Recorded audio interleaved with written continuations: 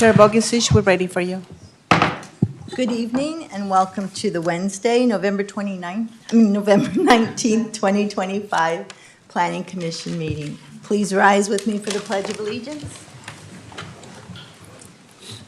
I pledge allegiance to the flag of the United States of America and to the republic for which it stands, one nation, under God, indivisible, with liberty and justice for all.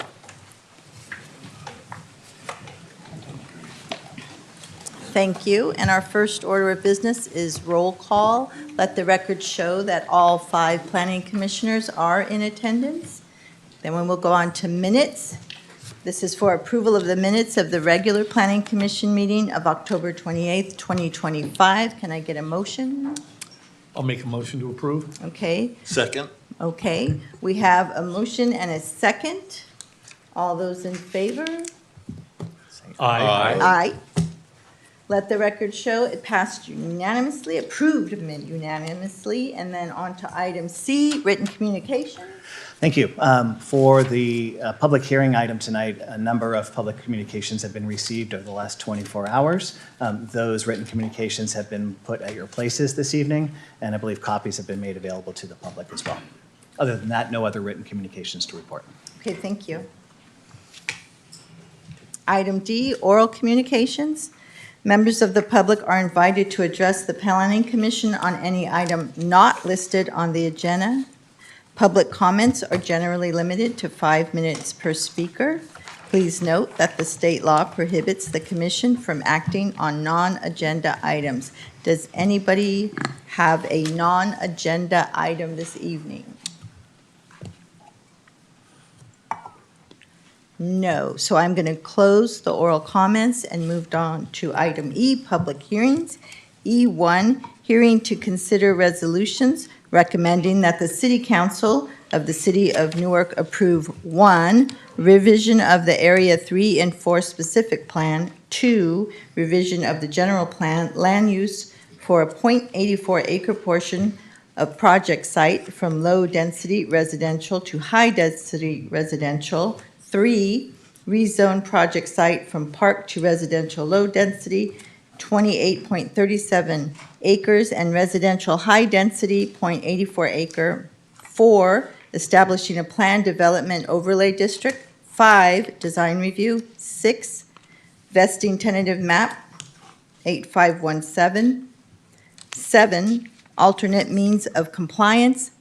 8, density bonus. And 9, certifying the final environmental impact report, SCN 202110436 for the Maui Village Residential Subdivision Project, generally located at 7400 and 7550 Maui Avenue, consisting of APNs 537-0850-001-11, 537-0850-001-13, and 537-0850-002-00. Now I will turn it over to Art. Thank you. Thank you.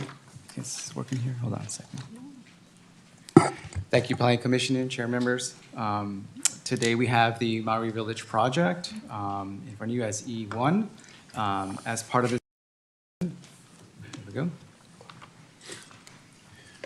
As part of this presentation, I will give an overview of the project, and then we also have our environmental consultants who will be part of this presentation. So first, I'll give a background, project overview, and then I'll hand it off to them as part of their PowerPoint. And then we'll bring it back and we'll do the entitlement analysis for the project, and then we'll do the recommendation. Okay. The project today is for the Maui Village project, which is the applicant is the Maui Village, actually the Maui project owner, LLC. Their application is 196 single-family homes with 31 affordable housing units. The location is 7400 and 7550 Maui Avenue. As you stated, There's several entitlements that include general plan amendments, specific plan amendments, rezone, plan development, design review, vesting tentative map, alternate means of compliance, and acceptance of the environmental analysis. In terms of the location, the project is located on basically the end, near the dead end of Maori. It consists of 3 parcels. There is a vacant parcel that is 9.5 acres, and then the existing pick and pull business. The total site or project site is 29.1 acres.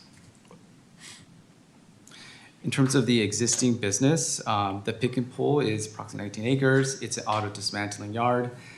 It was annexed into the city in 1979 from the city of Fremont.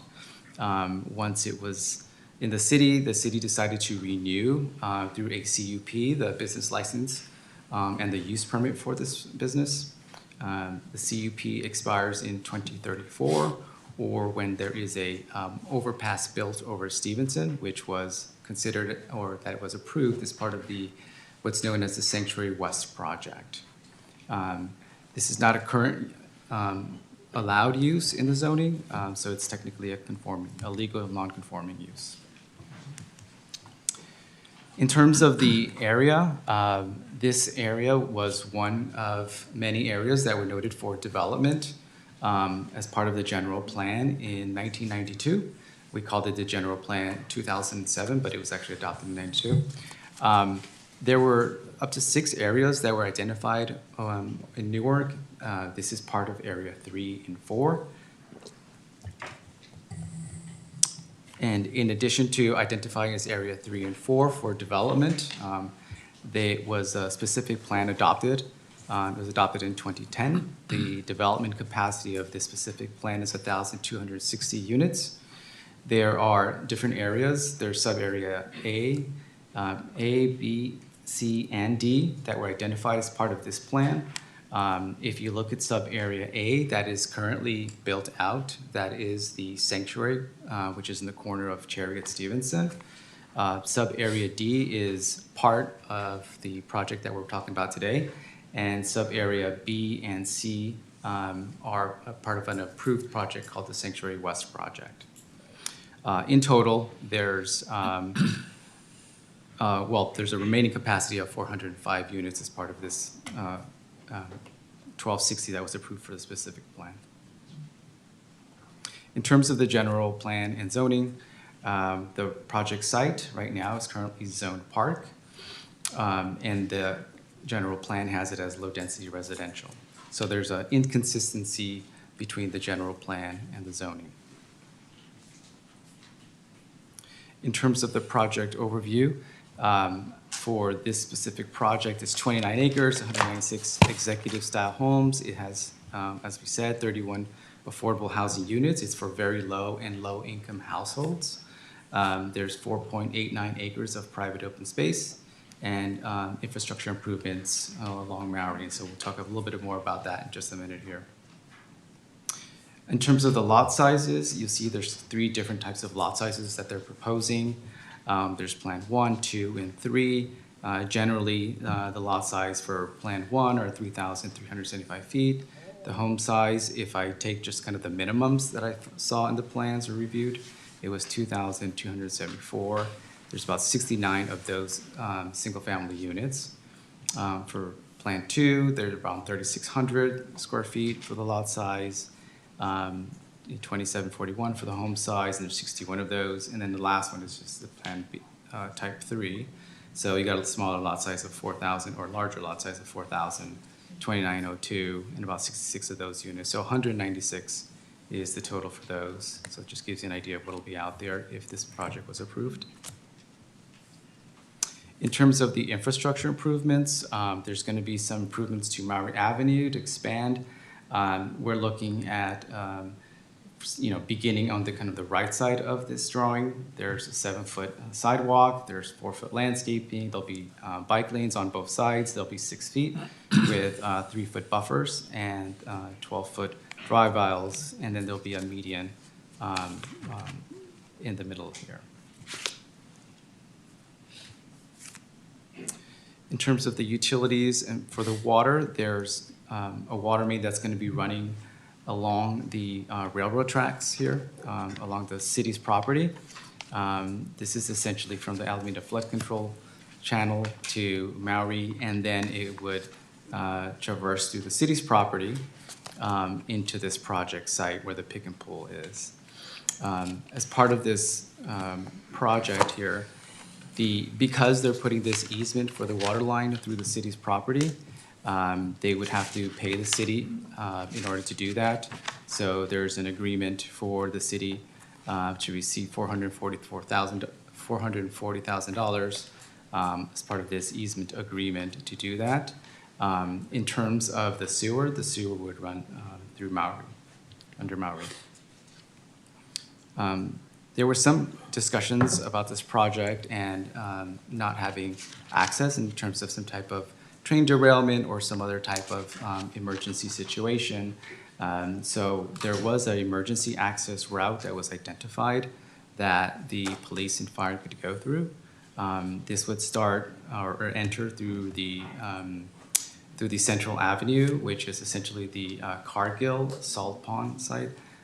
It would go through their operations area and then run along the flood control channel and railroad till it hits Maui, and then it would then go down into this project here.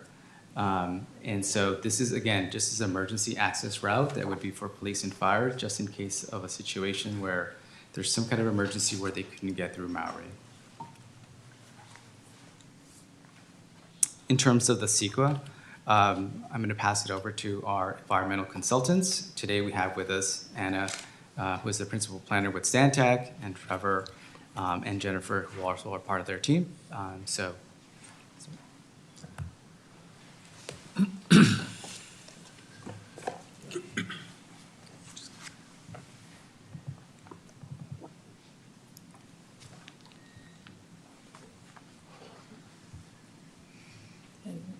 you get it up there?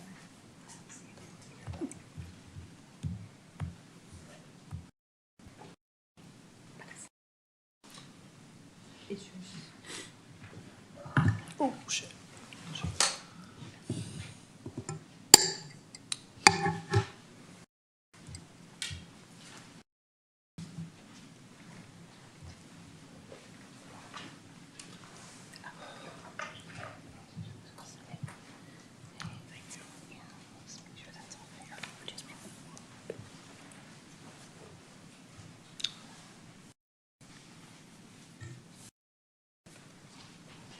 Okay, thank you. Good evening. My name is Anna Radnich, and I'm with Stantec. We prepared the environmental impact report for this project. So tonight I'm going to kind of walk you through what is CEQA, what is the EIR for this project to give you a better understanding. So EIR, Environmental Impact Report. CEQA is the California Environmental Quality Act. This is a discretionary action, discretionary permit. So we prepared a CEQA document for it. An EIR is a problem-solving document. We include mitigation measures. We look at alternatives. So the EIR is just one thing you'll be considering as part of your decision tonight for your recommendation. Purpose of an EIR is to inform, engage, disclose, and try to reduce or avoid impacts. Inform decision makers, like we're doing tonight. Engage the public. There's been multiple opportunities throughout the CEQA process for the public to provide comment. So during the NOP, there's a 30-day scoping meeting. During 45-day public review of the EIR tonight. And then try to reduce any potential impacts. Just because there's an impact, you can't just leave it there hanging. Steps in the EIR process, I kind of just went through this. So back in 2021, we released the NOP, and there was a public scoping meeting here. In 2023, the project was out for review for the 45-day review of the actual draft EIR itself. And there was a meeting here in August of 23. And then tonight we're back again. There is a typo. This is listed as November 12th. Today's the 19th. And then we'll be back for City Council scheduled right now for December 11th. So the orange bullets or opportunities where the public has been able to chime in and provide comments on the project. In an EIR, in this EIR specifically, every resource moved forward and was analyzed in the EIR. So there were 20 resources per Appendix G guideline requirements for CEQA. So they're listed here. And here's kind of like a cheat sheet summary of the different findings for each of the resources. So you can see there's a handful that are less than significant, 2 that have no impact, a handful that are less than significant once mitigation has been applied. And then we do have 1 significant unavoidable impact. It's 4 up from the bottom for transportation. And it was actually just for 1 resource question within transportation for VMT. So here, just a little more information on what is a significant and unavoidable impact, or an SU impact. It's an impact that basically can't be reduced to below thresholds, even with mitigation being applied to try to reduce that impact. So again, in this case, it's VMT, vehicle miles traveled. In CEQA, we also look at cumulative analysis. So this is if 2 or more projects, when combined, you're considered together, and the impacts that would have with the project. So with the exception of VMT for this project, everything else is less than significant, but VMT is a cumulatively considerable impact. Part of the CEQA process is also identifying project alternatives. When you have a significant unavoidable impact, you need to try to reduce it through different alternatives, maybe it's a design, maybe it's a different type of project modification. So we looked at project alternatives related to vehicle miles traveled, to VMT. And in the draft EIR, we looked at alternatives that were considered and rejected, and then as well as considered and moving forward. So first, these are the 3 that were considered but rejected. There's an alternative location alternative, restoration alternative, and small project alternative. The 4 that did move forward for further analysis were the no project alternative, multifamily residential alternative, reduced density alternative, and a 100% affordable housing alternative. The little bullets underneath give a little more detail. As part of the CEQA process, the draft EIR was issued for public review. That was in 2023. Following review, a public review, comments were received, and those comments were compiled and responded to in a final EIR document. So the final is a combination of written responses and the errata. So the errata is any revisions to the draft EIR coming out of the responses to public comment. The comments received on the draft EIR were kind of primarily around 5 topics. All comments were responded to in the final EIR, but the topics I'm highlighting tonight are the 5 on your screen. So preserve and restore wetlands and baylands, general sea level rise, flood zone, wildlife habitat, and contribute to affordable housing. In preparation of the final EIR, a 5th alternative was identified and analyzed, and it's the project in front of you tonight, the 196 single-family detached units, 30 multifamily residential units, and 1 manager unit. So in Art's presentation, it was referred to as 31, and that's the difference of the 1 unit. And here's a comparison. Part of the CEQA document, this is in the final EIR, is a comparison of the project alternatives to the project itself, resource by resource. So the first column is the resource, the second column is the original finding, and then for each project alternative, would the alternative lessen, be equal to, or increase impact? So you can see that here for each of the 5 alternatives considered. And then part of CEQA coming out of the alternatives analysis is actually identifying an environmentally superior alternative. And And then this slide summarizes that. None of the alternatives would actually reduce, would actually eliminate the VMT impact. The reduced density alternative is, though, identified as the environmentally superior alternative because it would meet all project objectives and it would not result in greater impacts in the proposed project. So I think that's the end of mine. So I'll turn it back to you. Should I just close this? Yeah. Thank you.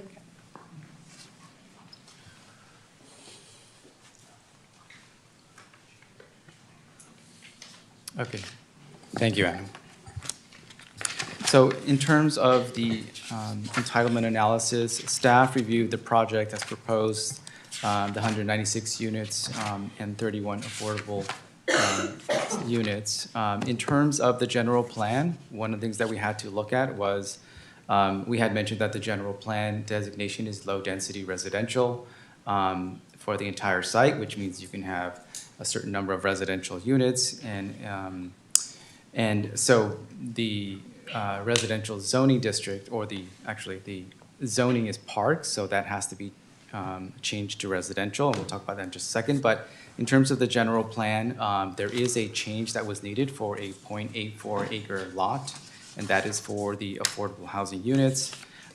Because of the project adding those units, it turns out that that lot would have a 36 dwelling unit per acre density, which is greater than what is allowed per the general plan. So we are requesting, or the project is requesting, that there'll be one change for that lot. So that is called the parcel H lot. So it'll be amended to a high density residential. In terms of like compliance, staff has findings as part of Resolution A. In general, there's about three policies that kind of stand out in terms of there's LU 1.1, which provides a balance of uses in the city so that the residents can live close to where they work, shop, educate, and recreate and their recreational areas. Policy LU 1.10 is to encourage the development of Newark's remaining vacant and underutilized sites for the highest and best use. And policy LU 7.1, which is to facilitate development in the Southwest Newark region, residential and recreational area, which is basically area 3 and 4.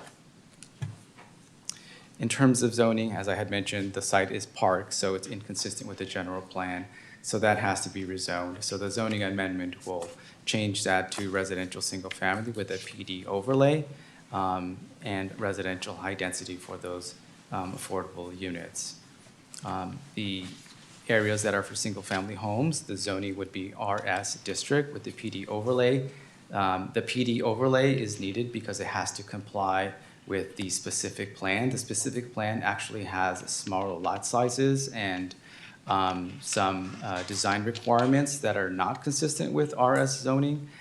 So that's why the PD overlay would help it to comply with that specific plan.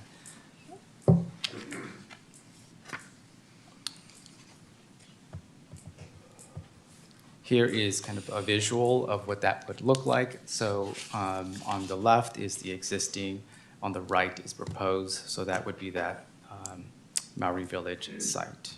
And the affordable lot is, if you can see it on here, it's on the bottom right of that proposed image. Sorry, bottom left. In terms of the specific plan, there is some site standards and architectural design guidelines that I mentioned. This project has been reviewed to be consistent with it. This project has 1- and 2-story homes. It has a varied massing, porch and entryways, efficient size lots, and they're executive homes. Again, these are all kind of spelled out in the specific plan design guidelines. So we found that the project is consistent with that. And here are some of the homes that are proposed. So there's 6 different architectural styles, as mentioned. They have varied roof lines, front-facing homes. They have these recessed garage, and we found that these were consistent with the specific plan. In terms of the affordable housing piece, this has this kind of farmhouse architectural style. This is a 3-story building.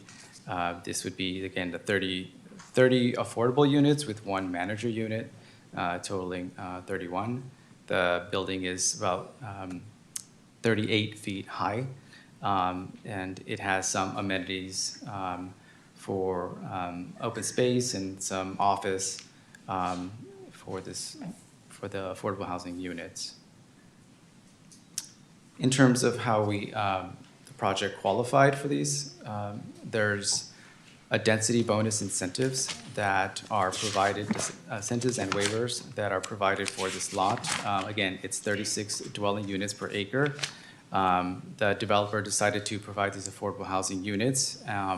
So because the units are equal to 15% of the project site in terms of the units, they're able to get these waivers.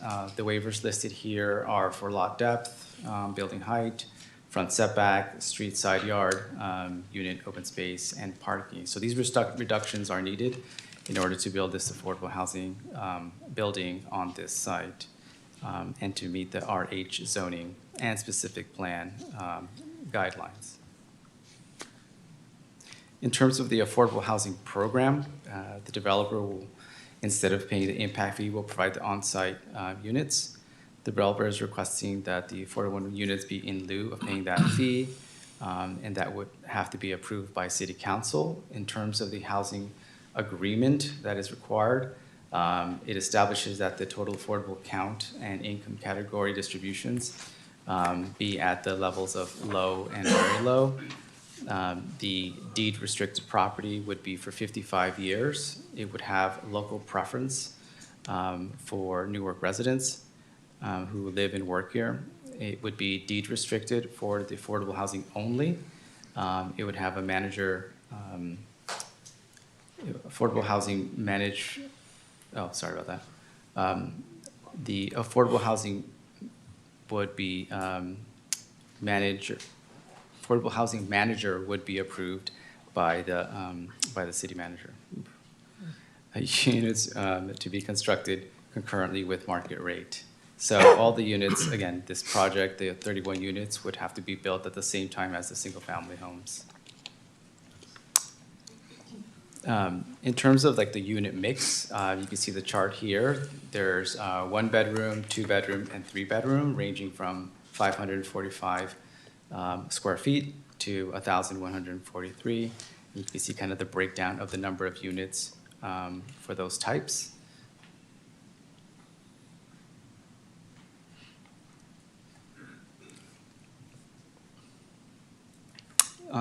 Here we kind of give you a range that would be for units if these were built today and they were rented. You can see on the table here that the rent limits for a very low or low, again, which very low would be 30 to 50 AMI and low would be 50 to 80% AMI. These would be kind of just some potential rents that would be for those projects if it was built today.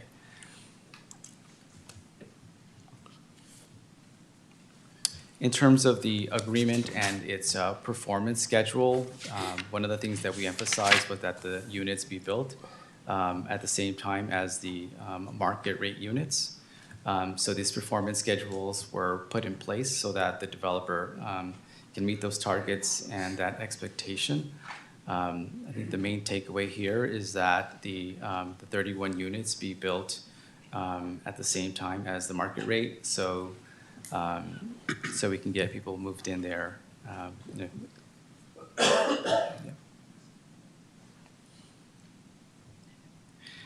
There's also a vesting tentative map approval that's required for this. There's basically 3 lots will be turning into 197 lots. There's private roads that will be internally, the expansion of the Maori Ave right-of-way, and it complies with the standards of the subdivision ordinance. With that, staff recommends that the Planning Commission recommend to the City Council the following, and there is 2 resolutions that kind of go along with this approval. The resolution recommending that City Council approve the certification of the final environmental impact, the FEIR, a statement of overriding considerations, and the mitigation monitoring and reporting program. and a resolution recommending the City Council approve the entitlements for the project, which include the amendment to the general plan land use, amendment to the Area 3 specific plan, amendment to the city's official zoning map, the plan development overlay district, the design review, alternate means of compliance, a density bonus waivers, and the vesting tentative map as discussed. As we had mentioned earlier, before the meeting, there are some comments that were received as of yesterday that the Planning Commission was sent a memo for, and it had these letters. There's a number of people who responded today, and those were added onto the dais, so you have those in front of you, and there's also copies for the general public in the back. And with that, staff will answer any questions about the project or the process. Okay, before I ask the planning commissioners if they have questions or comments, I just want to let the public know that if you would like to speak on this and you haven't filled out a card, to please do so and turn it in to Sophia. Thank you. And now I'll open it up to the planning commission for comments or questions.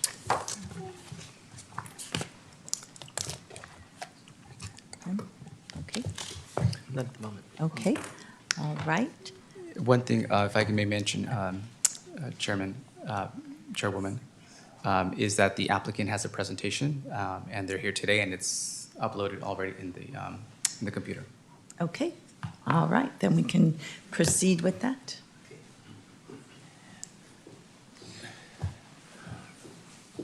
I'm going to trust somebody else with that.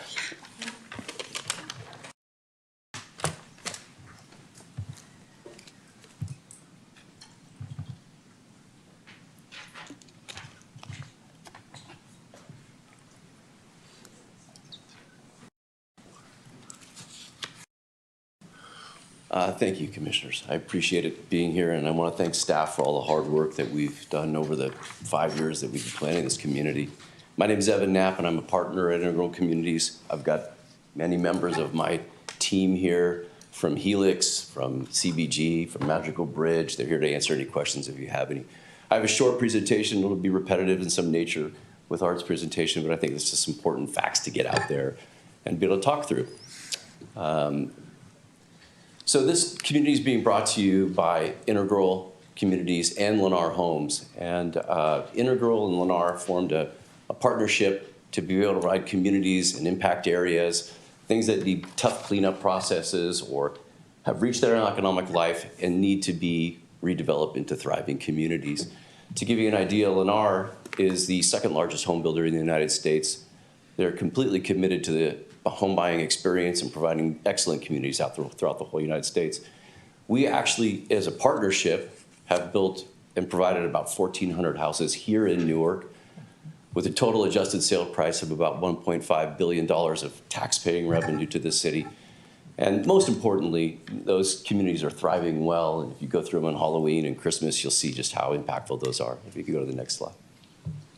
So I think Art did mention that this site is, we've been working on it since 2020, and we've made a whole host of changes based on community feedback, staff feedback, listening to the community, and then implementing those changes. We are part of a density bonus application here, as fact that we've incorporated affordable housing.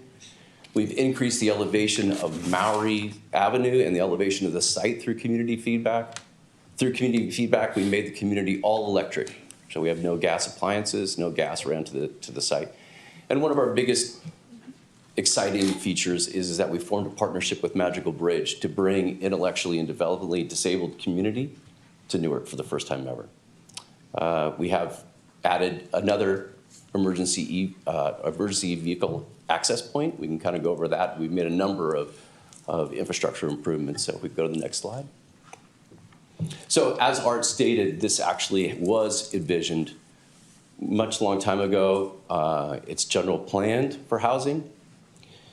And as we go through this presentation, we'd like to take credit for it, but really it was the city's vision more than anything else, that in their housing element, they provided for a need to develop intellectually and developmentally disabled communities throughout their city. And we just read that and executed that. So I can't take credit for that. I got to give that to the city.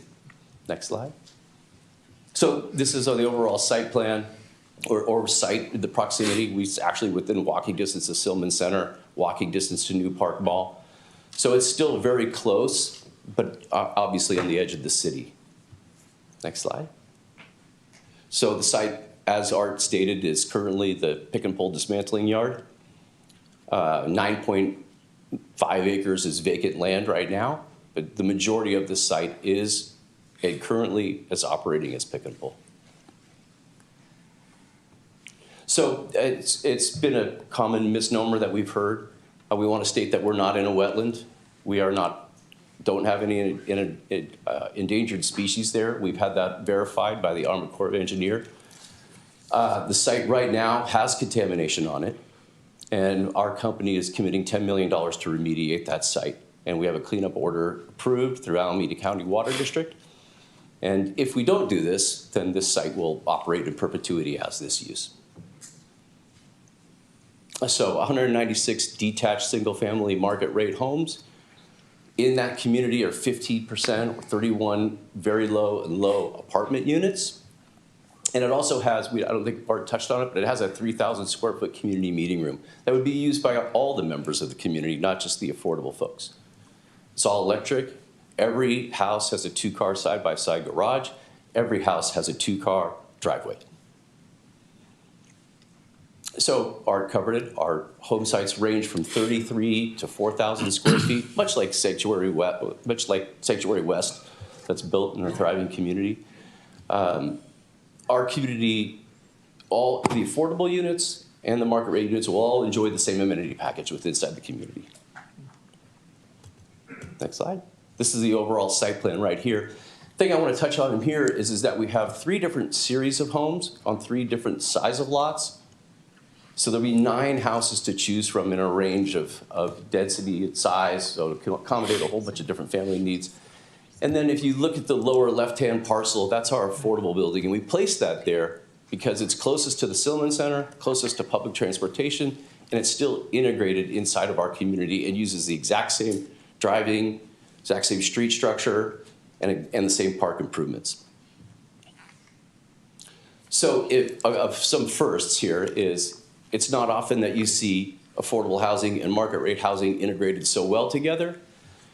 Certainly our partnership with the Magical Bridge Foundation to provide these home options to intellectually and developmentally disabled is a first. That's a first. I haven't seen that yet. We have a link here from the Magical Bridge folks, and I know she's speaking about how excited she is about it, but we're very excited about it too. Okay?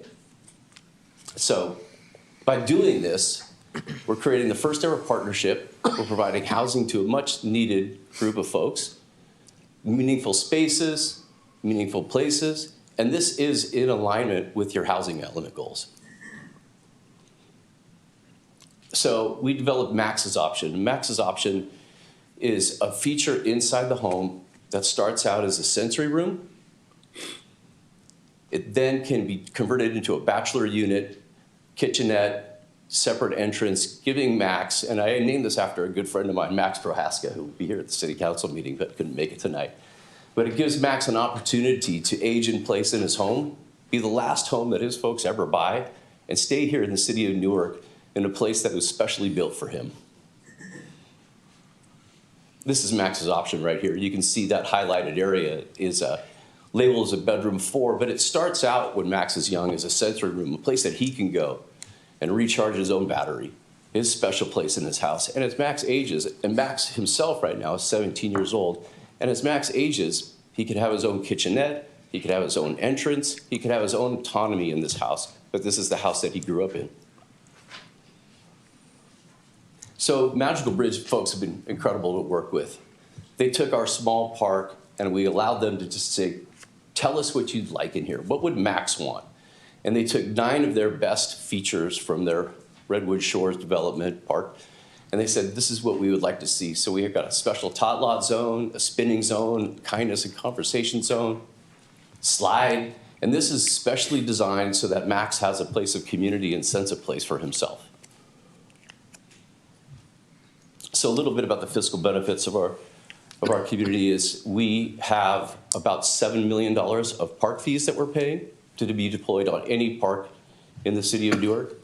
We then volunteered another 1.3 for additional community benefit and safety. Our annual property tax revenue for the city of Newark is $645,000 with a net fiscal positive impact of $333,000 per annum. And then just from the families being here, we project that we will have about $166,000 of positive retail spending to the city of Newark. School impact fees are $3 million, and which is a boost to local businesses. Thank you. So another misnomer is that Maori Village is at risk of sea level rise, and that is not the case. The city just did their own vulnerability and adaptation study, and Maori was not in any scenario subject to sea level rise. We actually are raising up Maori about 2 feet. We're raising up Maori Drive by 1 to 3 feet. And in the same moment, we've got Union Sanitary District that has made a $500 million capital improvement, and that's at the same base elevation as Maori Village. So we wanted to dispel any myths that there's a risk there. So the current condition of Maori is tough.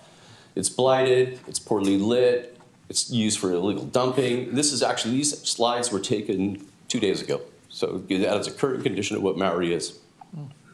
Cars are routinely exceeding the speed limit, and the rail crossing does not meet the CPUC standards. So what we're doing is we are upgrading the rail crossing to CPUC standards, we're increasing connectivity, and then we're raising Maori. And all of these features here are part of the development and occur immediately in the development as soon as we're approved and breaking ground. This is a cross-section. I know that Art showed one, but this is a colored cross-section of what Maori, the ultimate goal of Maori will look like. 2-foot planting area, 7-foot pedestrian path, planting area, bike lane, buffer lane, and this will go up from the crossing all the way down to the end of Maori and the median. I think it was a concern of the city, and rightfully so, that our primary EVA is approved through Alameda County Fire across that crossing across Maori. So that's the yellow highlight.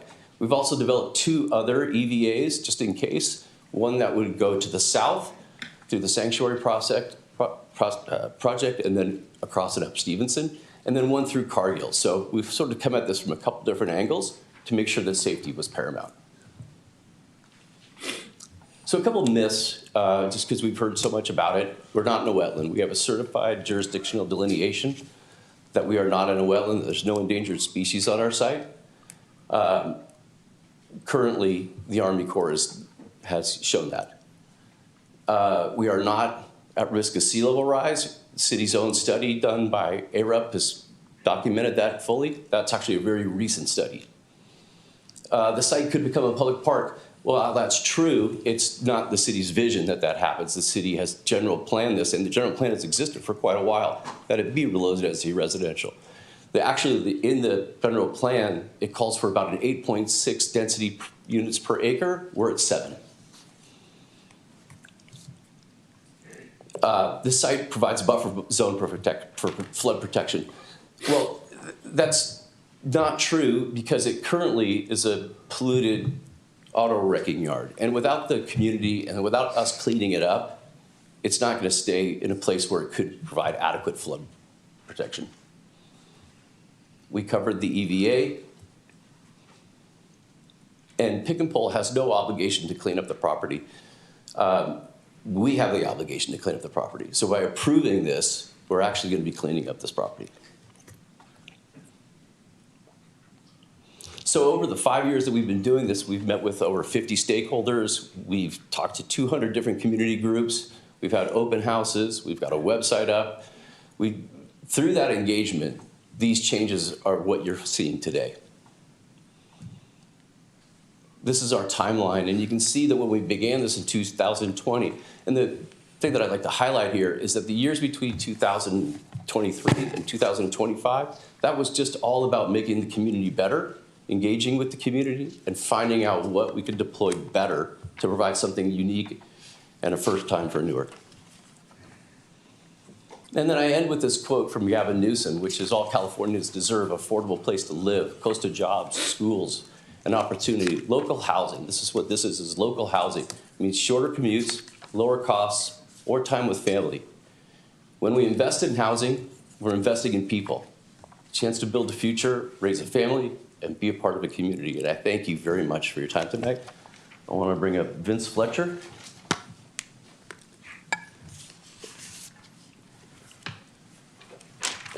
Thank you. I've got a video to show of the existing conditions at Pick and Pull. Sir, are you?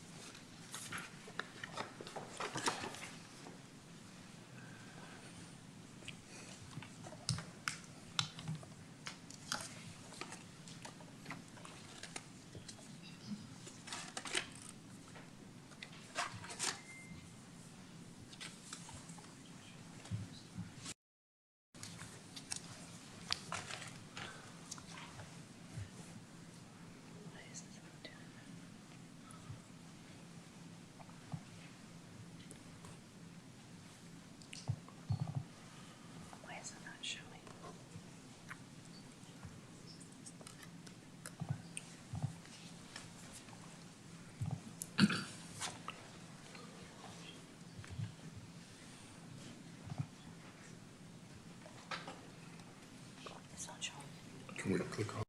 Yeah. We're gonna pull up.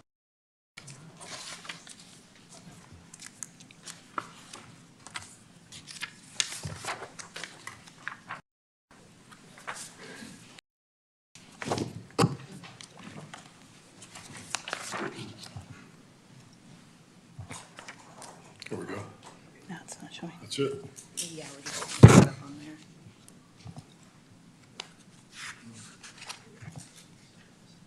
Try that one.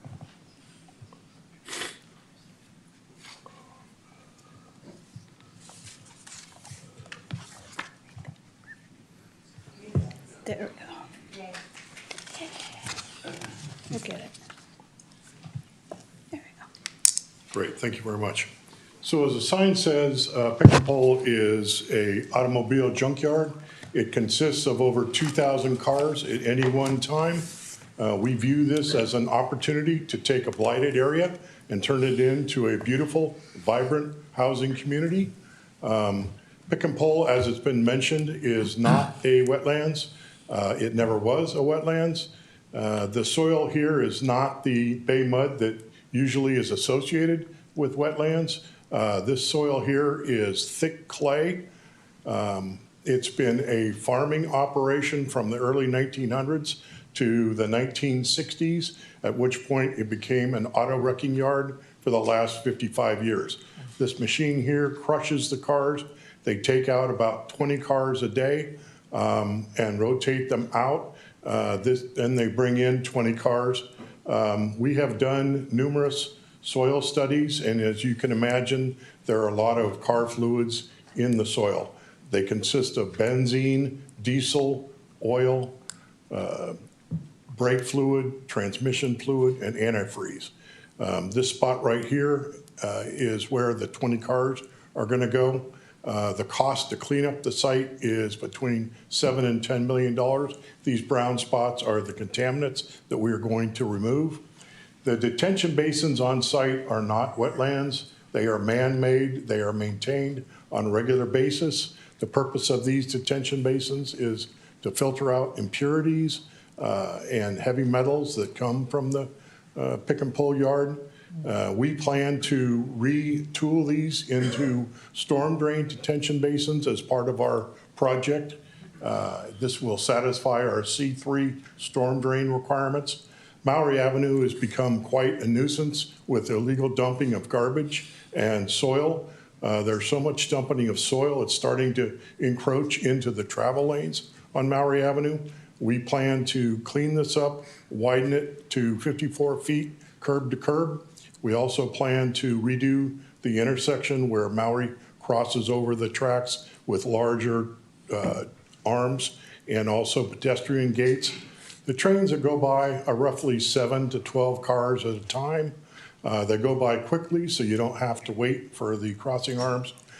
In the unlikely event that Maui is blocked, they talked about the different ways to get in and out. This is a dirt road that goes out to Stevenson.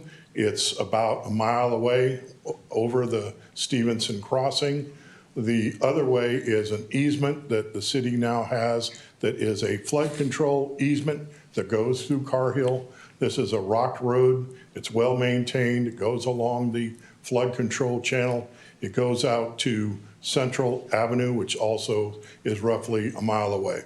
So again, we look at this as a real opportunity to make a rough area into something that the city can really be proud of.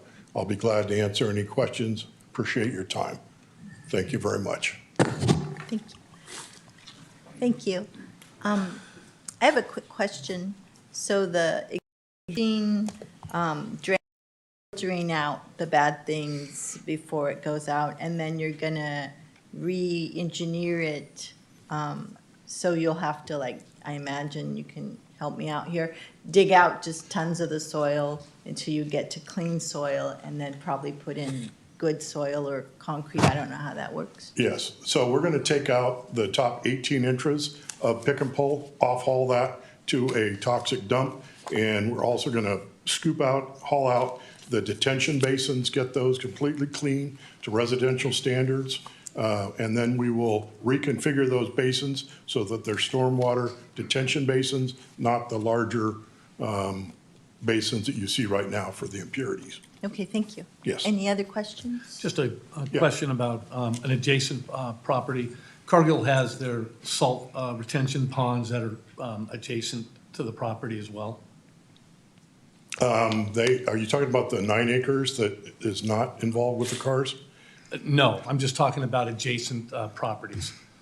Okay, Adjacent properties that have been commented on, you know, as being part of baylands and so forth. okay, we're buying 100% of what Pick and Pull owns. Yes. Yeah. Okay. That actually was not my question. Okay, I'm sorry. But Ask your it's okay. question. Ask your I'll save question it again. for, you know, after public comment. Okay. I have a question. Any other questions? Yes.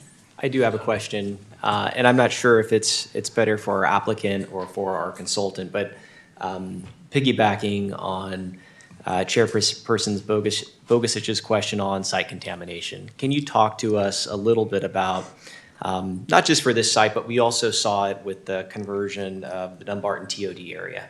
Primarily, anytime we have industrial uses, commercial uses that get converted to housing, what does that process look like? When there is contamination between builder, city, oversight agency, what does that look like from where it stands now until a certificate of occupancy is issued? So the jurisdiction that oversees the cleanup in this case is the Alameda County Water District, and we will remove the cars, remove the soil, bring in soil. We'll be testing as that process goes forward. They'll be watching every step of the way, and we have to satisfy and meet all their requirements, and then they give us a bill of health that says, yes, you've satisfied, you've cleaned it up to residential standards. So it's testing of the soil after we do the improvements. So it's a continuous process of testing, and I imagine the city of Newark as well is involved in checking results, working with oversight agency. Yeah, our engineer can speak more to this, but essentially, the ACWD and the Regional Water Board are the ones who do that testing. The city, once they've kind of like signed off on that, then we start, you know, beginning the building permits and grading that the city is then in charge of. Thank you. Any other questions or comments from? Mr. Becker, I think you had a question. The Cargill salt ponds just to the north of us was your Yes. question, right? Yeah, that is not considered a wetland either. That's an agricultural mining operation that consists there. I think that was my the question. Yes, Thank you. Are there any more questions from the? I just had Okay. a question too, a very good presentation so far. Lennar's had experience in Newark of developing lands. Yep. In the Dumbarton TOD area, and you have some homes there. That's a similar process you did there, was a polluted Yeah. sites. Yeah, there was a clay manufacturing site that went on there. We had a cleanup order to do that. We removed all the bad clay, cleaned that up under a cleanup order, and then brought housing in, yes. And I have a representative from Lennar right there. Yes. But, yeah, and when we did the Dunbarton, we did that at a density in mind to be able to bring transit across the Dunbarton Bridge years ago. And so those densities were different and are a little bit more dense than what you're going to see in Maui. Yes. Yeah. But that they're very went through a familiar cleanup with order. the area and done work with the city of Newark before, obviously. Yeah, yeah, since 2008. Yeah, thank you. Great. Thank you. Any more questions? Just one more question. Sure. For the emergency entrance, it's from the Central and Stevenson.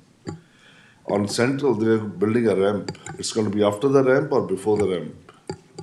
Well, I'm not sure the timing of the ramp. So there are 3 emergency vehicle exits and entrances, if you will. The primary one is just right on Maui, and that's been approved by Alameda County Fire, excuse me. So the primary is just right down Maui.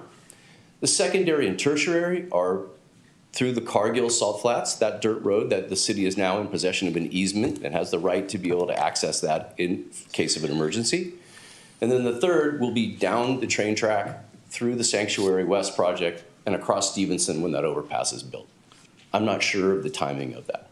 Okay. But we sort of went at it from a belt and suspenders place. You know, our primary is Maui, secondary is Cargill, third is, or depending on how you do secondary and third, would be the Stevenson off-ramp. Because the train, it's what's that, so it goes to the Tracy now? That goes fast, but sometimes the train for the Cargill salt, Yeah. it blocks all the Central, the Maury, and even the Stevenson.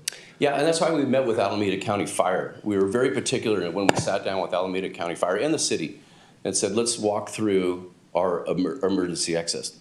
They looked at the Maui condition, what normally happens in a train condition there, and they said, no, we can evacuate and get fire life safety vehicles into Maui Village just through Maui. And then we went back and just further, made that even better by getting an easement through Cargill and then being able to go south too. And there are only 2 entrances to the Maury Village, right? I was looking There's 2 separate entrances Separate entrances. off of Maui, to come into the community, yes. Thank you. Any other questions from the commission? Okay. Thank you, Evan, for the Thanks. presentation. Okay. So this evening, we have 19 speakers. So in lieu of that, we're going to have 3 minutes to speak. I'll call up 3 people at a time, and you can queue up. And then the last group will have 4. Okay, so the first 3 will be Kelly Stowe, Peter Hellman, and Louis Marante.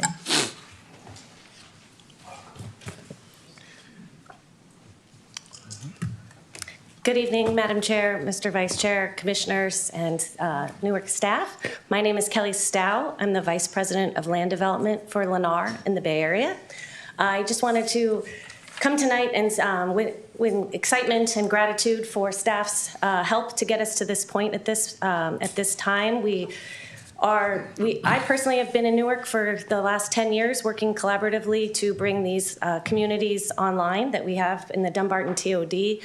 Couldn't be prouder of what we've built together. I drove them tonight, and the holiday lights are up. The community members are walking the streets, walking their dogs, playing with the children in the parks, and really looking forward to bringing another dynamic community, dynamic neighborhood to the city. We are the largest builder in California, and we are the right partner for Integral and to bring this community to life. So thank you again, and looking forward to making this happen. Thank you. Appreciate it. Good evening, Madam Chair, members of the Planning Commission. My name is Peter Hellman. I'm an out-of-towner from Walnut Creek, California. I've been a home builder and developer for nearly 50 years, and I know I look like it. I'm 98% retired now, and because I'm lonely and don't have many friends, I spend a lot of time talking to cities, encouraging cities to provide more housing for Californians. For the life of me, I can't understand why this project is controversial at all. I mean, for goodness sakes, it's an auto wrecking yard. And not only that, but it's contaminated. And so here you have a fine company stepping up to turn this mess into 196 single-family detached homes for people in the East and South Bay. And these single-family detached homes are a disappearing breed in California now, particularly here in the Core Bay area. And my goodness, what an opportunity to provide that type of housing for 196 households. On top of that, they're proposing to do 30 affordable units for very low income and low income people. I've done a lot of projects during my career. Those are very difficult thresholds to hit, so I think they deserve credit for that as well.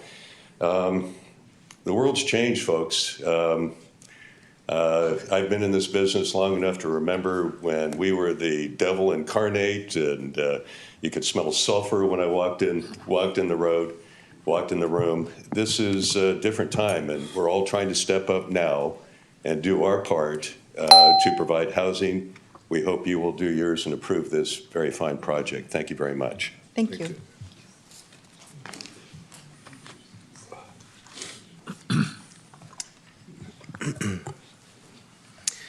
Good evening, Madam Chair and Commissioners. My name is Louis Morante. I'm Senior Vice President of Public Policy for the Bay Area Council. We are an employer-sponsored public policy nonprofit based in the Bay Area. I particularly focus on the Council's housing work, and I'm here in that capacity to support this project tonight.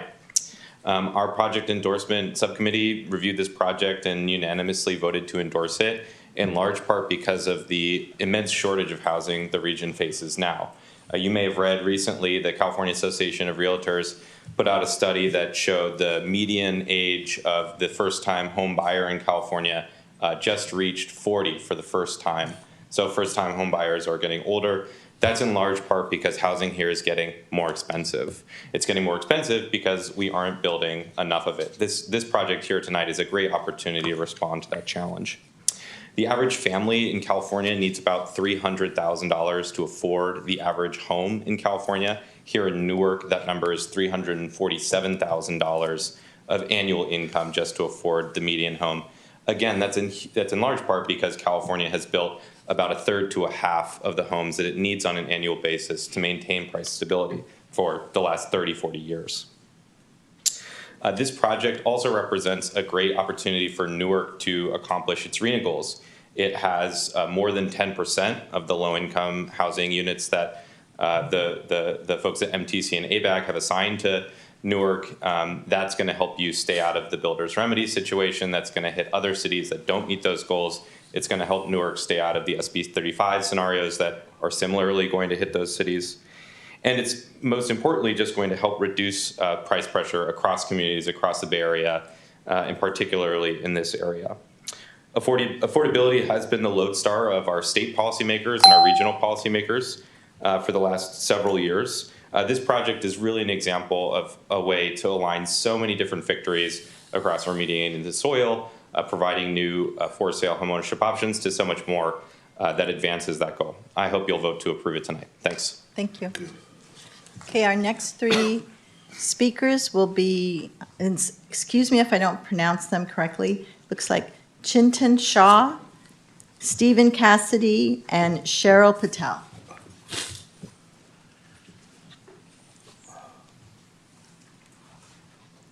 Good evening, everyone. It's my first time here, so I may make some mistakes, so I apologize. My name is Chintan, and I am a resident of City of Newark since 2016. I'm speaking today because I live near the proposed village development, and I'm deeply concerned about the impact on our community. This project is expected to generate more than 2,000 additional car trips every single day.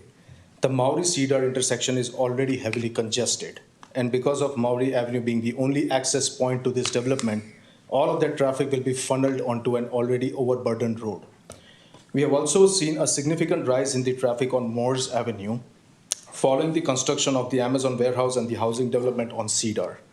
Adding Maury Village will only push even more cars on to these peripheral streets like Morse Avenue, where drivers are already using the streets as unregulated through street to reach the Cherry Street. This pattern poses a clear and growing safety risk for our children, pedestrians, and neighbors. The recent installation of the speed radars on the Cedar and Morse, it highlights that speeding and unsafe traffic conditions are already a documented problem. For these reasons, I strongly urge the city to oppose this Maury Village project. Our community cannot absorb the traffic congestion and the safety hazards this development will create. Let's not become another Fremont. Thank you. Thank you. Hello, commissioners. My name is Stephen Cassidy. I'm the president of the Newark Chamber of Commerce, and I'm here on behalf of the board of directors. We also have one of our directors here who will be speaking as well. The board has adopted a resolution supporting the Maury Village project, and in a nutshell, we see this project as benefiting Newark in many ways. But first and foremost, it will be demolishing an existing auto dismantler, remediating soil contamination, and then converting it into beautiful new housing that will generate substantial benefits to the prosperity of Newark's business community and the needs of its residents. And I want to focus in part on the issue of housing. And this is the number one issue for the business community here in Newark. It just creates a whole panoply of negative impacts on the growth and the prosperity of Newark. It increases the operational costs. Businesses struggle to attract and retain employees when housing is unaffordable. They have trouble bringing in employees from elsewhere when they see what it costs to live here. The employees say no. The increased commute times, I live in San Leandro and I come down to Newark and it's possibly 45 minutes to an hour some days, and that's only 20 miles away. So you have folks that are spending more than an hour coming to work here in Newark, that live far away. And it's an hour in the morning, it's an hour in the evening. Think of all the pollution that those cars are generating because of the commute times. And then, of course, there's, reduced economic growth, from the traffic congestion to the fact that you can't expand, the companies have trouble expanding because of the employee shortages. So we're in support of this project. We view it as smart infill development. It's an efficient use of the land. You're expanding the affordable and the market rate housing here. You're significantly improving the ability of the city to reach its RHNA goals. You're also improving the infrastructure. Maury Avenue is blighted. I sometimes go up to Oakland and you see the mattresses, you see the things on the side road there. And I thought, that you never see that in Newark until I drove down Maury. You have the opportunity to make a huge difference for the community that lives there. And then, of course, you're going to see enhanced property values and broader economic activity. The estimate is $6 million annually in new business here in Newark. Now multiply that by 10 years, 20 years. It's huge. Sorry, Thank you. Thank you. Okay. All right, our next, sorry, go ahead. Good evening, everyone. Thank you for your time today. My name is Cheryl Patel. I am speaking today because I deeply care about the health and safety of Newark residents and its environment. I grew up in Newark, and my family still lives here. I am also here representing Baykeeper, a California nonprofit organization. Thus, I also share these comments on behalf of Baykeeper's approximately 5,000 members and supporters who live and recreate in the San Francisco Bay Area. Baykeeper's mission is to defend San Francisco Bay from the biggest threats and hold polluters and government agencies accountable to create healthier communities and help wildlife thrive. This planning commission needs to be aware of a 2021 report developed by Hawaii's Department of Toxicology, which clearly states that when land contaminated by petroleum products come in contact with brackish groundwater or surface water flooding, the interaction of these two materials create methane and hydrogen sulfide due to the anaerobic degradation of petroleum. In other words, when water covers soils contaminated with petroleum products, the petroleum products are cut off from oxygen, and in that low oxygen environment, they break down into methane and hydrogen sulfide gas. This chemical process needs to be carefully considered because the Maori Village project is being planned on a toxic site where the Pick and Pull industrial facility is currently operating. According to the State Water Resources Control Board, this Pick and Pull site in Newark has the following contaminants of concern: benzene, diesel, total petroleum hydrocarbons, motor oil, and many more. The final environmental impact report suggests that this site will be inundated with groundwater and currently experiences surface water flooding due to high tides and heavy rainfall. Thus, the contaminants of concern on this site, combined with the current and expected flooding due to sea level rise, can lead to conditions that produce methane, a highly flammable gas, and hydrogen sulfide gas, also flammable and toxic at low concentrations. Both methane and hydrogen sulfide gases can migrate laterally and vertically, meaning these gases will not stay in one place. Instead, they can travel up to the surface and along the ground to different areas, allowing them to seep into buildings where humans and animals can experience unsafe indoor air quality and be exposed to flammable and explosive hazards. Unfortunately, even the best remediation efforts cannot fully clean up a contaminated site, and that is especially true for a site where petroleum products have contaminated soils and groundwater. Thus, any future residents on or near the current site of the Newark Pick and Pull, where the soil may be contaminated with petroleum products, could be at risk of exposure to methane and hydrogen sulfide gas and all related consequential hazards. We encourage this commission to not approve the final environmental impact report as written without evaluating the potential for petroleum products to be left in place and to reconsider the safety of building housing on this site. Thank you very much. Thank you. Okay, our next three are Liz Ames, Olenka Villarreal, and Nick Valencia. Good evening. Good evening. Liz Ames, I'm your BART director. And I am concerned about housing and transit, obviously. I work in the 5 counties. We have BARTs in 5 counties in the Bay Area. And it's upsetting to see the Bay Area Council and the developers saying, this is a housing crisis, let's build on this site. It's not transit-oriented. It's low density for the most part. We try to build high density near our train stations, high density along major bus corridors. Even San Francisco, I'd argue with San Francisco, you're not building enough housing. You don't have a Manhattan skyline. You have a peak at Embarcadero, and the rest of your city is low density. Well, guess what? The Housing Community Development Department at the state audited San Francisco, and now they have to build 80,000 units in like 8 years. So we're building enough housing in Newark, and I think Newark's doing a great job. You have a housing plan. You're meeting your numbers. So you don't need to build housing in this area. And history's going to prove that we're right on this, that we cannot build in an area that's subject to subject to flooding, sea level rise. So this area needs to become a wetland. I'm sorry that there's a lot of disagreement about this, but there's scientists that are saying if the sea level rises up, say 6 feet by 2100, the water is going to have to come inward. It's coming towards us. You can see the water from the site. So that water is coming towards us, and that's just sea level rise. That doesn't include storm surge. So we're getting bigger storms. So when they have these atmospheric rivers coming in with the high tide, the water goes even higher. And then the water backs up into the creeks and floods the surrounding neighborhoods. So we do need an area to absorb this additional water that's headed our way. And I do believe that Newark is smart enough to figure this out, that we do need a master plan for the Baylands to absorb this kind of impact. It's a serious issue where if you keep building towards the shoreline's going to meet the project. And it's going to be a liability for the project. You may not be able to get insurance for the project. Look at the hills right now. The governor, I wish the governor was here, frankly, and I wish we had a presentation. I wish we had a presentation that had our side on this issue, because we have hazardous areas in the hills that are fire danger, and you see this problem, liabilities, you can't get insurance, the same thing's going to happen on our shoreline.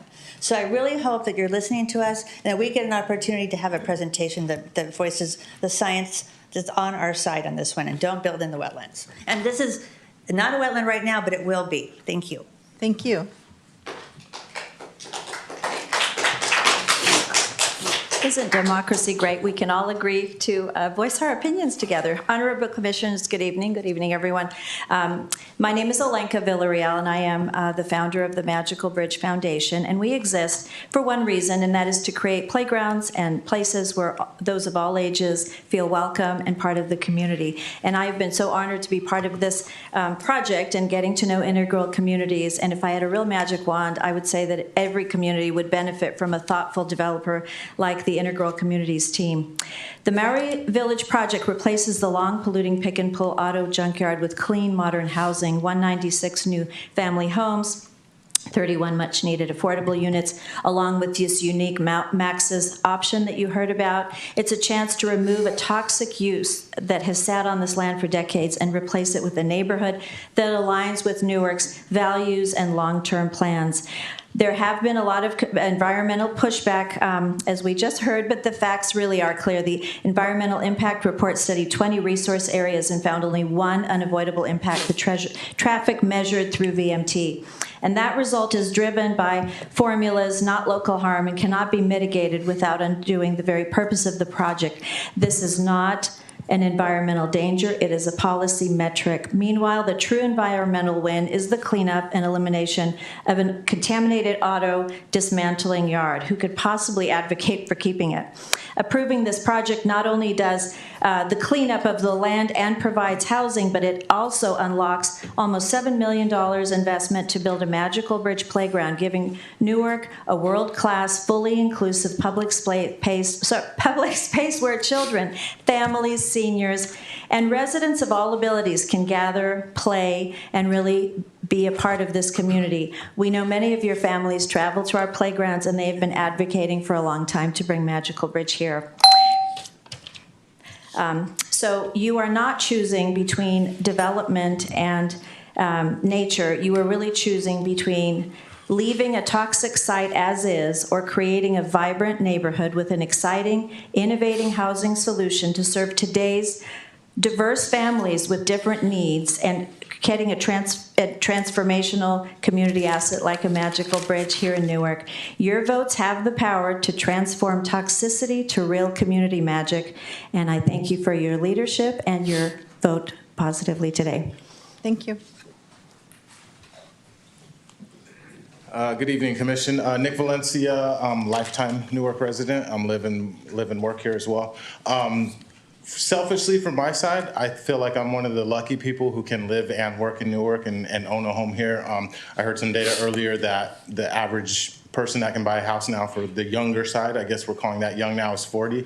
I bought my house in Newark at 32, and a big part of that was I was able to get a very good job here as Newark's kind of become a little bit of a biotech hub. As Facebook kind of bought out a lot of the stuff across the bridge, a lot of those biotechs have come and they've kind of rooted here in Newark. And so now we have these careers, and a lot of the time when we go to do recruiting, we do a lot of stuff with Alonia and things like that, but sometimes we have to go out and we have to get kind of some top-level talent. We'll have to bring them from different areas and recruit them and things like that. One of the biggest pain points we have is there's just not enough housing, right? And it's not just that there's not enough housing, but we just have an inventory problem. I don't know that just this project is gonna fix that problem, but I think overall, as we continue to build, kind of think of more thoughtful builds and things like that, it kind of starts to alleviate that and kind of starts to get that pain point, because it is hard for people like myself that grew up in Newark. Now you can't live here. You got to go to Stockton or Tracy or whatever and things like that. And those are kind of those pain points of now you're in your car that much longer. If you're in your car, maybe that gas that you're doing, you're getting it in Stockton. So now Newark's kind of missed that tax revenue as well. So I think a lot of being able, like I said, for myself, selfishly, and I feel like I'm kind of spoiled because I can live, I can work in Newark, I can play in Newark, my kids can join after school recreation programs here in Newark. So I think is more that you keep people around in the area, it just gets a little bit better, a little bit more of a sense of a community and things like that. And then on that same topic of community, in working with Evan and Vince as well,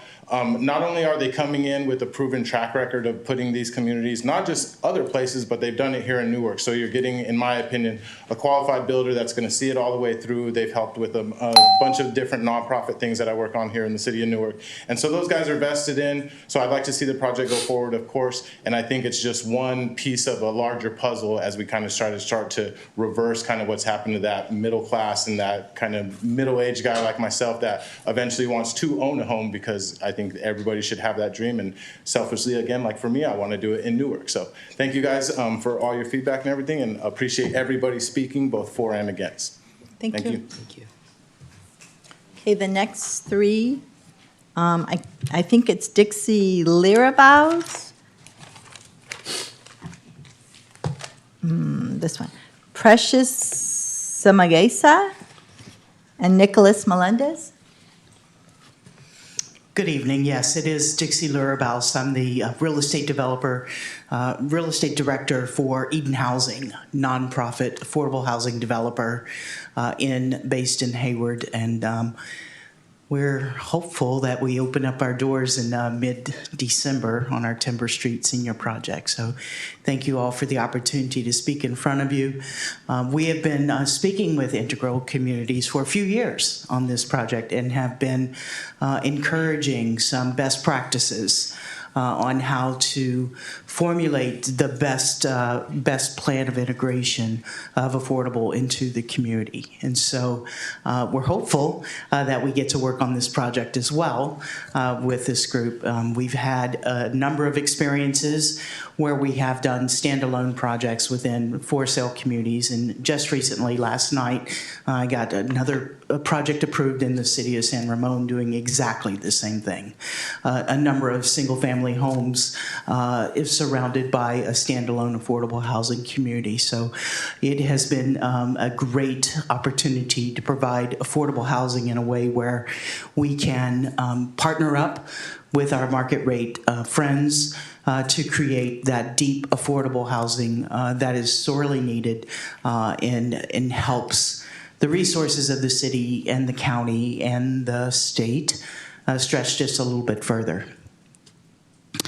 In looking at the design of the community and seeing where our potential lot is placed, we did encourage the developer to place us in that specific area because we wanted close access to the city services, because distance does matter.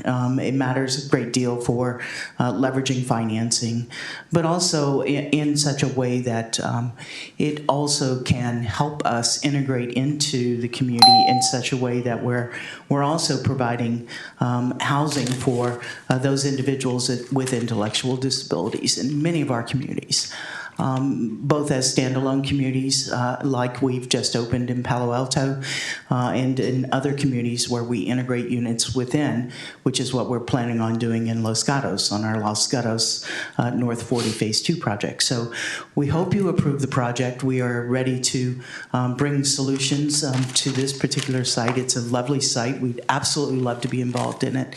And thank you for your time and appreciation. Thank you.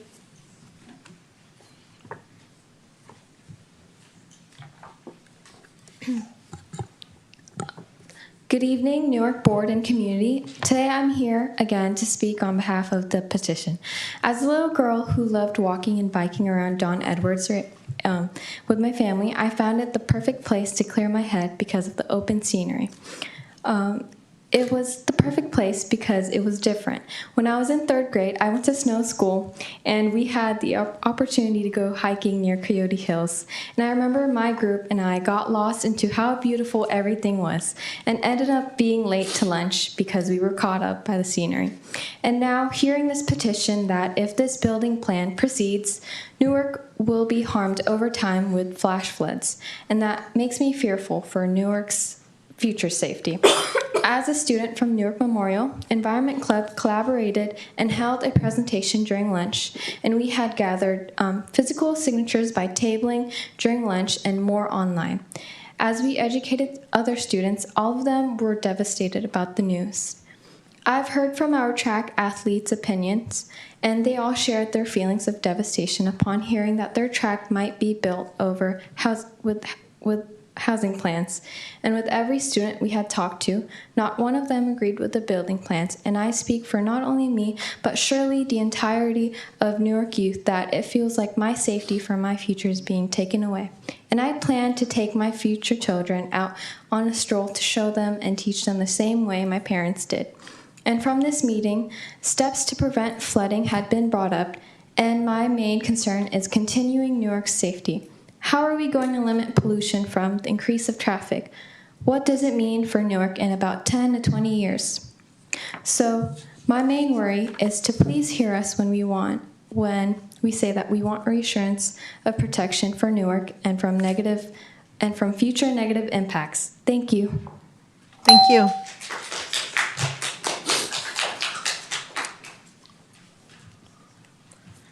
Hello, everybody. I'm here this evening. My name is Nicholas Melendez.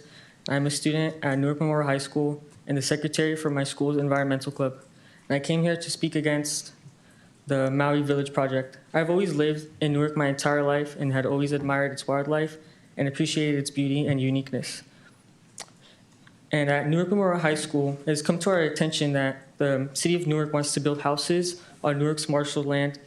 And it's just affected me on how I could just be standing here and do nothing about my home that's in danger, such as affecting the wildlife, flooding that will eventually come, and the harmful chemicals being resurfaced into Maui's village if it is built. So us as an environmental club are doing our absolute best to keep our home safe and protected. I'm sure that many people living in Newark can agree to keeping our home from harm's way, considering how many signatures we have acquired against the building of housing units on Newark's unique marshal environment. And we will not stop, and I ask for this to be reconsidered for our sake and the sake of Newark's future. Thank you. Thank you. Thank you. Okay, the next three are Yu Ye, Laura Walsh, and Raul. I think it's Mendoza. I can't quite make the last name.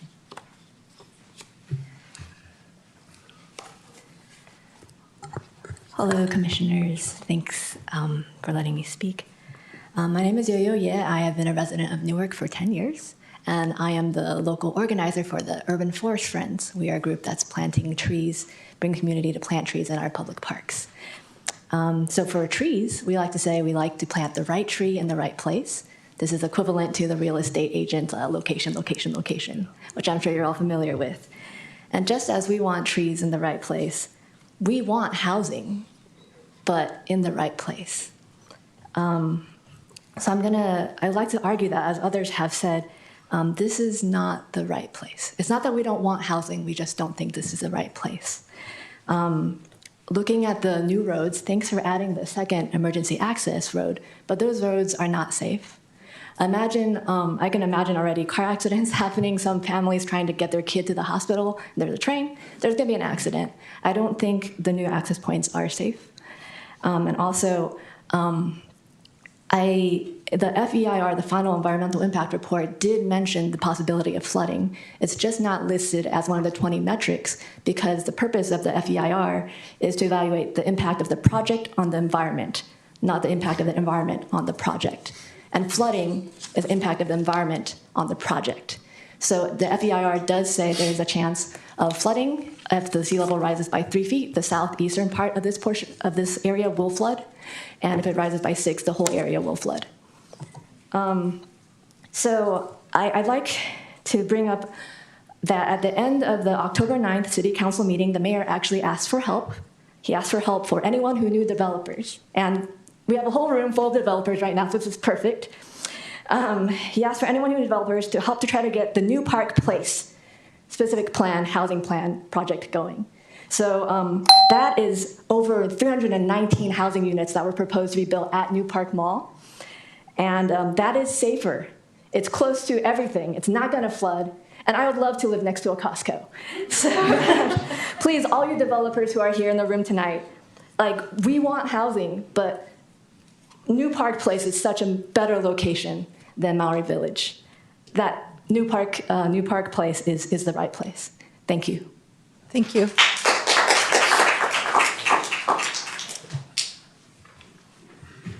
Hi, good evening. I'm Laura Walsh. I'm a policy manager with a nonprofit organization, Save the Bay. I share the perspective of the last speaker. We're opposing the project, and I just thought I'd come sort of respond to some of the comments about sea level rise risk and wetlands. I will say, you know, I got my degree at Scripps Institution of Oceanography. Save the Bay works with San Francisco Estuary Institute and UC Berkeley every day on projects in the Bay. It is tough to try to represent a science-based perspective on sea level rise, you know, and have it essentially the findings be called a myth. There's a plethora of tools produced by our state and federal agencies that you can just go right online and look at the risks to this site. And you can see that, you know, it's what the ARUP study calls, you know, I think it's like quasi-permanently inundated within a few decades. That just means like regular flooding. So I think what one of the gentlemen presenting earlier meant when he said that the project is not susceptible to sea level rise, he meant that that's because the project proposes to build upwards, right? And so once you account for its new elevation, this site, which is very much in a floodplain and very much at risk of both groundwater rise and sea level rise from the bay, the site itself as an island becomes safe. That's a problem to groups like ours because that causes an island effect. It means all the neighborhoods that aren't currently prepared for sea level rise, the water gets displaced there. It also means lots of underground infrastructure and emergency accesses might be at risk unless they're elevated too. They have to connect somewhere to city infrastructure. So that's where we start to think, this doesn't really make sense. This is what we call maladaptation. I think someone said this is not and was never a wetland. It's an area that has been filled, but the point about wetlands is that it's a very rare sea level rise adaptation opportunity to have physical space near wetlands where wetlands can be restored and have connectivity. So most cities Save the Bay works with want to build projects like wetlands, which you guys actually have space to restore, which is really cool. And they want to do it because they're so good at absorbing tidal energy in floodwaters.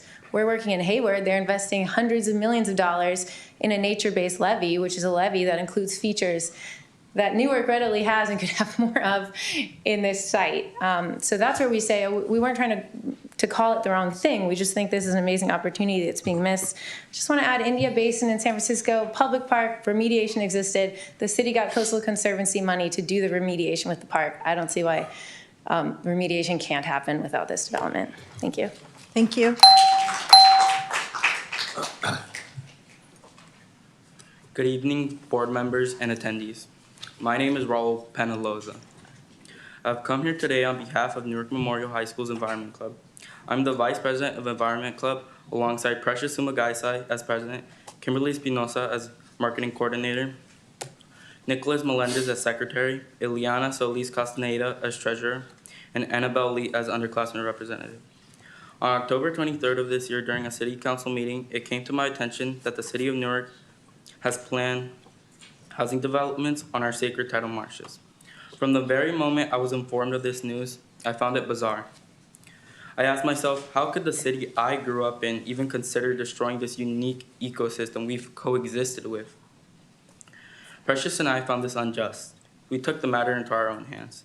As petitioners on the outskirts of the council chamber prepared to showcase the countless petition sheets signed to the council members, Precious and I joined them. After that moment of resilience, we spoke with the petitioners who had varied backgrounds of green organizations. From this moment onward, the Newark Memorial High School Environment Club began their campaign, our, quote, Save Newark's Wetland campaign, which is still ongoing, by the way. It consists of being included on the student announcements, being included in the student announcement digest, being included on the school's Instagram weekly student magazine, doing tabling during lunch with physical petitions to sign, writing an article included on the school's student newspaper, the Cougar Chronicle, and even having speakers Jana Sokeo from Citizens Committee to Complete the Refuge, and Liz Ames and Carolyn Harris from Tri-City Ecology Center to inform our members of the issue during an Environment Club meeting hosted during lunch. Our advocacy is not over until we stop this. Our club is still brainstorming and planning even more ideas to spread the word and fight for what's right. During these past events for the campaign, we have acquired 63 physical signatures from tabling and a few more from the online form. I'm sure other people will inform you of the harm this will cause during public comment, but I want you to gain a new perspective with my words. I want you to realize this is Newark's youth who is protesting now. I want you to realize that this is much more detrimental to us than it is to you.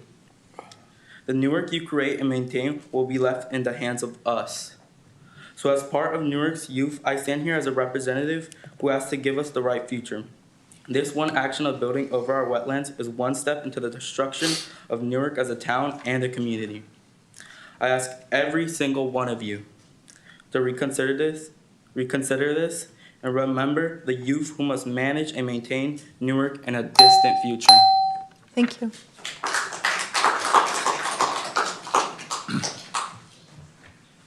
And the last four will be Victorina Arvelo, Jana Sokal, Amar Khan, and Francis Mendoza.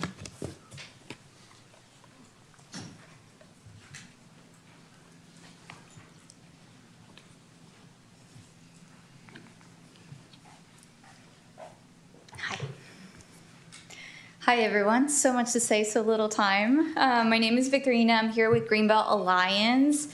Had a whole set of talking points, but there's a lot that being said that I think it's worth being addressed.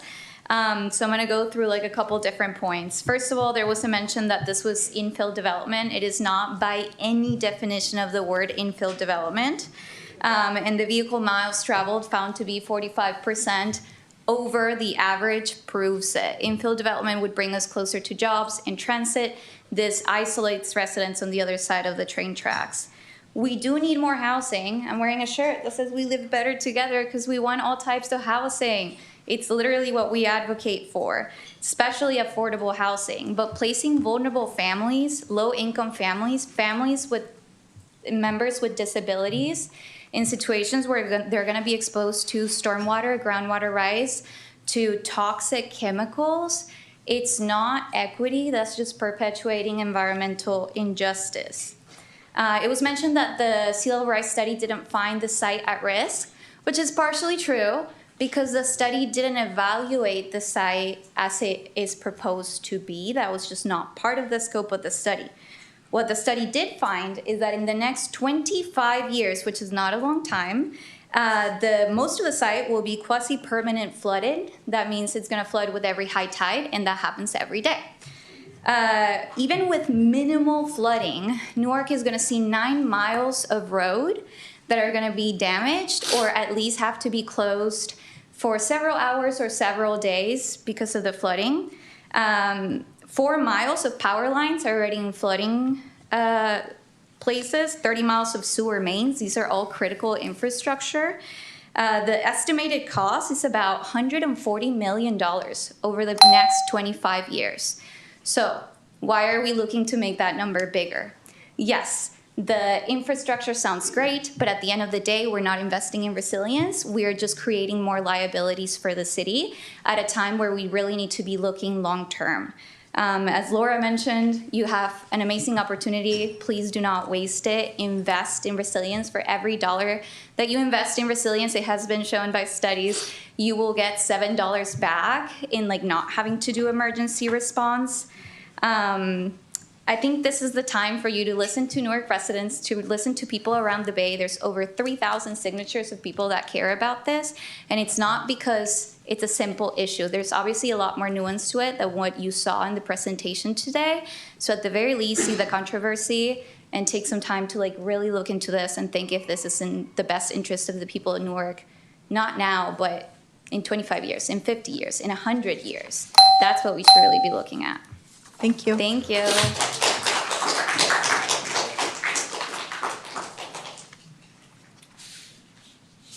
Hi, good evening, Commissioners. My name is Jonna Sokale. I'm a longtime resident of the city of Newark. I'm here tonight as a resident, as also a member of the Citizens Committee to Complete the Refuge.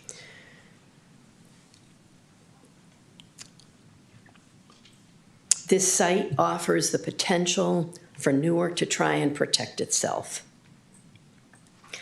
The Capitol Corridor line that comes through here, we know that they're going to raise it. They're working on a study right now from Santa Clara all the way past Maury Ave in Newark.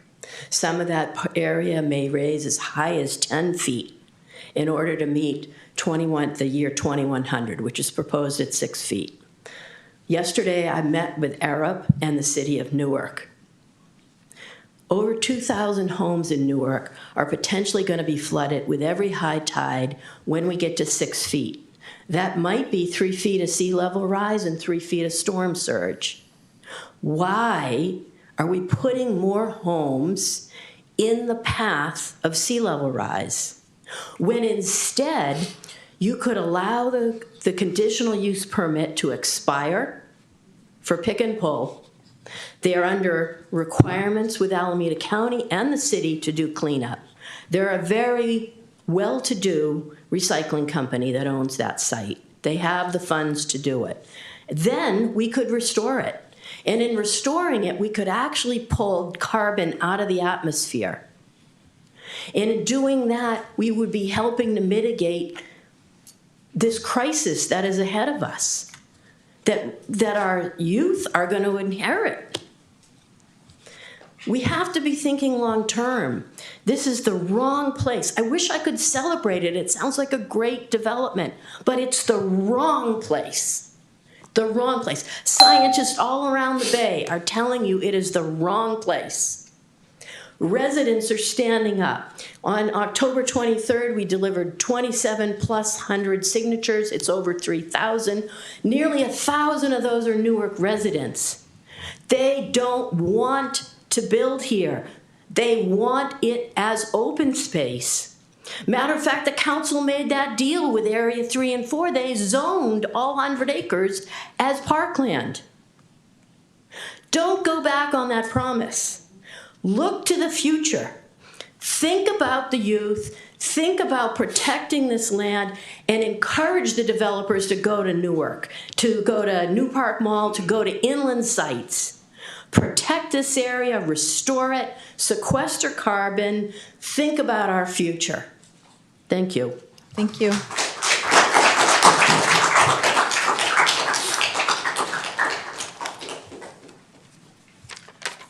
Good evening, Planning Commission. My name is Amar Khan, and in full transparency, I'm also a board member of the New York Chamber of Commerce.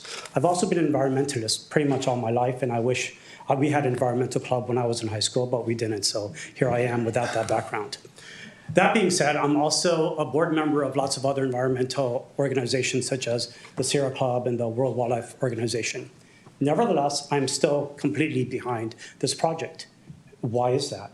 Well, because we know, and you've seen the images and the pictures, it is a dump site. And even if they are required to clean it in 2034, we don't know how much they're going to clean it or what the effect of that is going to be.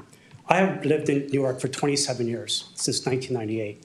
There's two reasons I'm not moving out. One, because it's a centrally located area in the East Bay with easy access to San Jose, Oakland, San Francisco. And number two, because I can't afford to move anywhere else. And I've had family members and friends and colleagues saying, hey, is there more housing coming to Newark? Because that's actually a pretty good place, and it's still relatively cheap compared to Fremont, Union City, and others. The second thing I want to talk about is the environmental impact. And let's just do climate science for just a minute here. And you guys can research this yourself to prove the accuracy of what I'm about to say.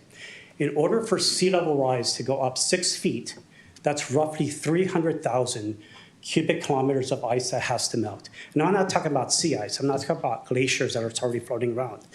100% of that can melt, and it's not going to raise 1 inch of sea ice because it's already ice that's in the ocean, just like your ice in a glass of water. Even if it melts, it doesn't raise the water. So that ice has to come from somewhere. It has to come from the land, Antarctica, Greenland, places like that. Now, I don't think we should be making decisions on what may happen 75 to 100 years from now because technology is constantly improving. We've got plenty of time to offset this.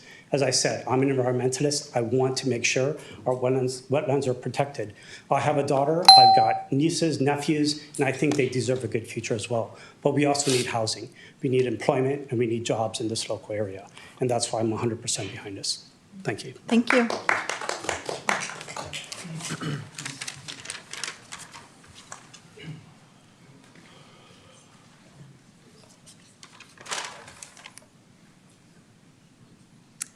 Magandang gabi, beautiful evening. So great to see so many young folks advocating for our plant and animal relatives, along with the marshes and wetlands we love so much. Most of you know this place as Newark, but I call it the village of Tuibun, home of the Chochenyo Ohlone people, who once called this place home, but many still do. My name is Francis Mendoza. I'm a naturalist, park ranger, where I worked at nearby Coyote Hills, Hayward Shoreline, Tidewater Boating Center, and Crab Cove. I'm also the vice chairperson of the East Bay Regional Park District Park Advisory Committee. To answer one of the prior speaker's questions, why is it controversial? First and foremost, there are plenty of other places to build in the Bay Area, but the developer wants to build here because the profit margin is so high. Let's not mince words about it. Having lived in Union City for many years, where the median cost for a house is $1.5 million, proximity to Silicon Valley in the South Bay and Menlo Park makes it highly lucrative, when New Park Mall is a place that's already developed and is potential housing for us all. To address the so-called myths and misnomers that the gentleman from Lennar spoke of it not being a wetland. Well, it was once a wetland. Even though Pick and Pull was not a wetland per se, my friend Ruth Orta, who is a 91-year-old Ohlone resident of Newark, she's a great-great-grandmother, 17 times over. And she remembers when there were wetlands here. No endangered species is another myth. Well, the salt marsh harvest mouse is right there, right across the fence that they want to build. There's also the Pacific Flyway. A 3-story affordable housing would be prone to having so many bird strikes, especially at night, when the lighting that keeps us humans safe kills many birds. The other myth of not prone to sea level rise, well, 1 to 3 feet doesn't allow for much, as many of my colleagues spoke of. The extreme weather events that have been happening because of climate change will definitely make this place flood. 6 feet is what many folks are proposing. The emergency access road is insufficient, especially when it comes to flooding.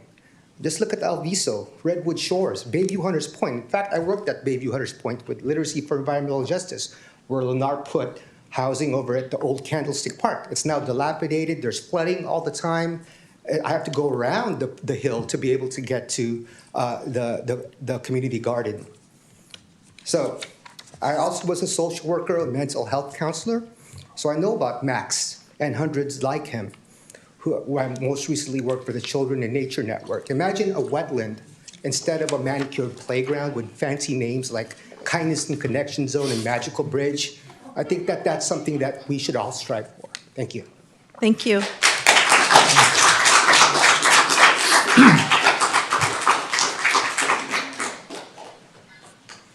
I want to thank everybody that came here. It's nice that the community is just very excited about their city and voicing their views, whether for or against. It's just nice to see community coming to the meetings and voicing their opinions. I'd like to turn it back. Oh, first I need to close the public comment. So we've finished with all that. So I'm closing the public comment on that. And then I'm going to bring it back to the Commission to see if there's questions or comments. I have Go ahead. I have a question. As it relates to going back to our affordable housing, right now, what I'm hearing is the applicant is providing 30 to 31 homes. It sounds like it's 30. One's a manager unit on the property. And historically, as we've reviewed projects in the past, many times the developer has paid the in lieu fee. And so as it relates to the affordable housing, in reading the affordable housing agreement, Can you talk to us a little bit about the city's mechanism or step-in rights to where if the builder does not move forward and build the affordable housing?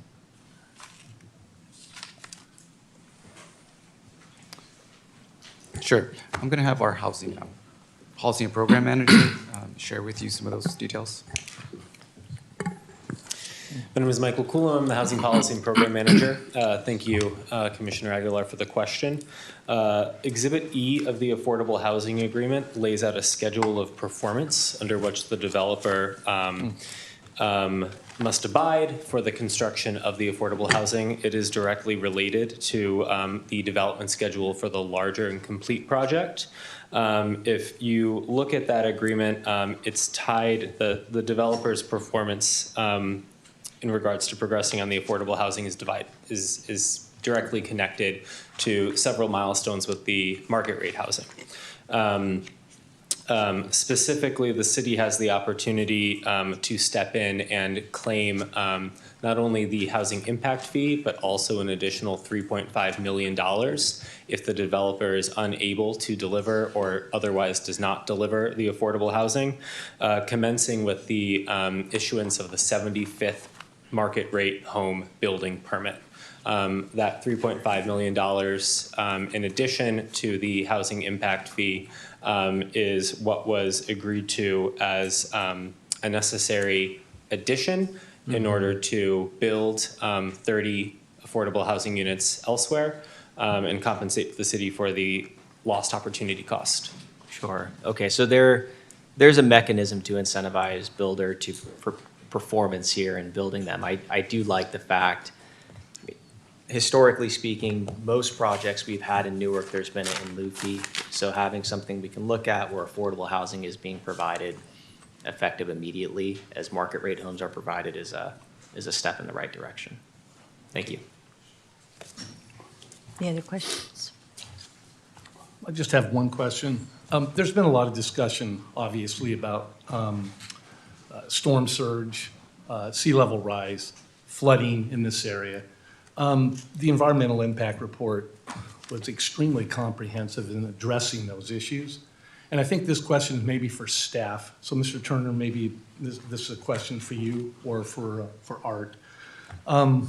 As a planning commission, our responsibility tonight is to, besides a number of other actions, to look at the environmental impact report and see if it really meets the criteria of this project.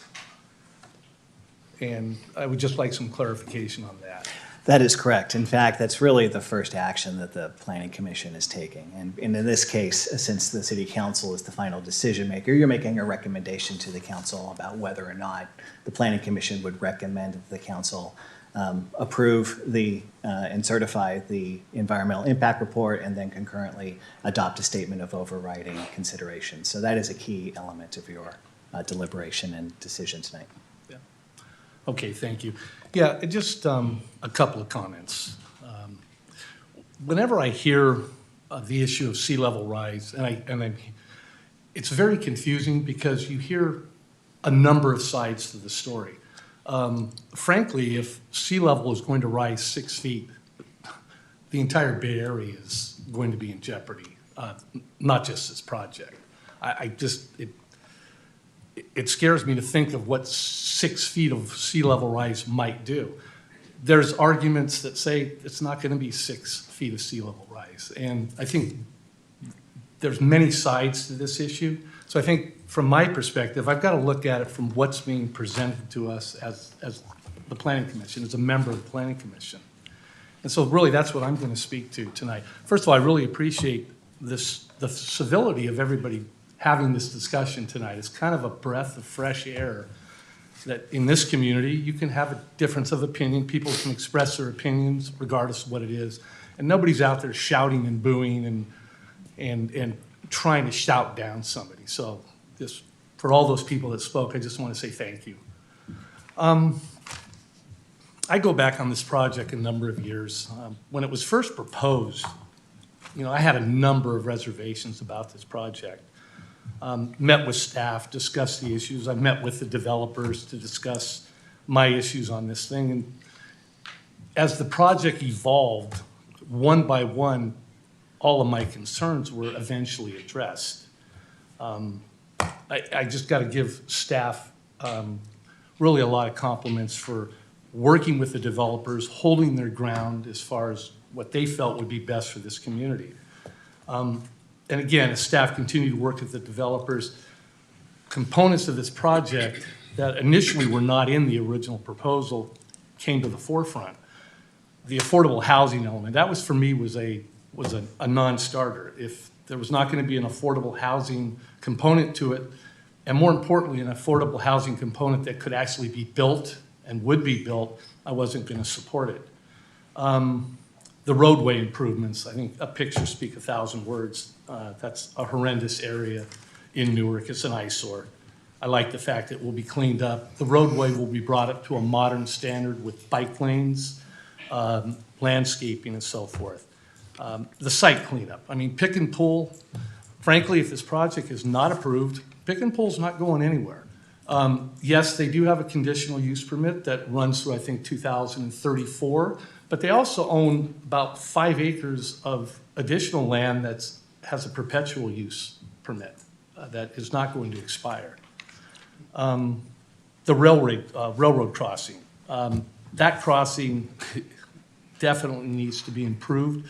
The city council, I know, has a goal of having quiet zones throughout the entire community. We haven't built one yet. I think this location will be the best and probably the first opportunity to do a real quiet zone, and it will be needed, frankly. Emergency access, that was another thing that I expressed to staff, that initially there was one way in and out. And I think the developer did a really nice job of working with adjacent property owners to get those easements and to get a commitment that, that I think addresses that issue in my mind. And then just this came up in the last year or so, the Magical Bridge Park. I think it's an improvement to the development. The park's not going to be that big. It's going to have 9 elements, but the overall size isn't going to be that big. But I think some of the components of the housing that will allow a population that has often been overlooked, not only in our community, but probably all over the country, it will give an opportunity for parents that have children with special needs to be able to live in place and have a comfortable place for their kids. Anyway, so those are kind of my comments regarding the components of the project. The EIR was extremely comprehensive, lots of comments. And if you've spent time going through them and looking at the pros and cons, I've got to give kudos to the consulting firm that did the EIR. And they did just yeoman's work. I think the public outreach, we received a binder today that detailed all of the public outreach on this project going back, I think it was 4 years, and it's just, your eyes just glaze over when you look at just every single email, every public comment, every phone call, everything was addressed. So again, I got to give the developer credit for listening to the concerns of the community. And you're not going to always agree, and we've got a number of folks in this room that are probably never going to agree. But I like the fact that they had the opportunity to reach out, express their opinion, and they got an answer. They just weren't ignored. So thank you for that. I think that's the extent of my comments. Based on what I've heard, I'm going to be supporting this project. Thank you. Is there any other comments? No comments. Yes, I'd just like to make a few comments. Excellent presentations. Nice to hear from the people. I've been on the Planning Commission for a while. I bought a home quite a while ago, and over in the West Newark area, there was a FMC phosphorus plant, just an industrial plant over in that area in the Dumbarton TOD. That area was toxic as all heck and unsafe. What they do is come in and they clear out the land, they dig down, get all the bad stuff out, and then you can build homes. So there's homes over there, there's like 2,000 homes on the Bayside side over there. I look at this property and I see the same kind of analogy where you have a toxic waste dump that is a auto wrecker, and it's been an auto wrecker for 20 or 30 years. And this is an opportunity to clean that all up and provide needed homes for the citizens of Newark and others, and the affordable housing element of the thing too. I too, along with Commissioner Becker, had some very big reservations going back many years, but they've seemed to have addressed almost everything that we've had concerns about, and that emergency vehicle access and that type of thing. So I think I would be in favor of this project, and I think it's going to clean up a toxic waste dump, and we're going to have something of value out there. Thank you. Yeah, I want to echo the comments here. I greatly appreciate everyone coming out tonight who provided comments. That's why we have these public hearings, so everyone could weigh in.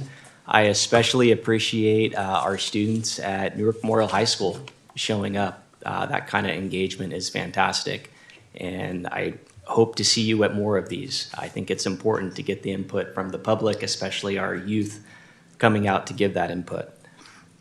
Some of the comments I heard today were raised about wetlands, sea level rise, traffic, as we heard from some of the folks that were opposing the project.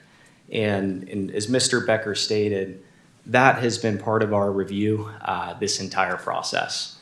I have in my notes here notes from our meeting in 2023. It was one of the very first public hearings we had in this building. So we've been at it for a while. I do recognize that staff has done an excellent job in working with the applicant and community to address as much as they can. As we evaluate it, we look at a few things as planning commissioners. And the first thing we'll typically pull up when there's an application is the general plan. And what is the general plan for the site, and does that application meet the general plan? And in this circumstance, it's housing. And the application is housing. The other things we look at are what you've heard from other planning commissioners. It is an auto dismantling yard. And so in our opinion, in my opinion, it is an improvement of the site. There are many other improvements as well, from the infrastructure improvements, the widening of Maury, the sidewalks, the bike lanes, the pedestrian-friendly access that you'll get to the property. I read in our staff report, and we heard it as well, the railroad crossing. There will be such extensive improvements, it will potentially qualify as a quiet zone, given the improvements there. And so when it's all said and done, we're providing much-needed housing and improving the existing conditions. And so based on that, the conditions we've included on the affordable housing and the oversight this project will continue to have from an environmental standpoint, I believe this is a reasonable path forward. And I will be in support of the project tonight as recommended by staff. Thank you. Yeah. No, thank you. Okay. So at this time, I would like to get a motion to recommend that the City Council of Newark approve item E1 for Maui Village. I'll make a motion to approve both resolutions as Okay. incorporated in the staff report. Okay, so we have a motion from Commissioner Becker. Can I get a second? Clarification on that. So is the motion to approve both the CEQA document and are those both resolutions? Yes, resolution A and B. I'll second that motion. Okay, so we have it seconded by Commissioner Aguilar, so we will put this to a vote. All those in favor say aye. Aye. Let the record show that this motion has passed unanimously.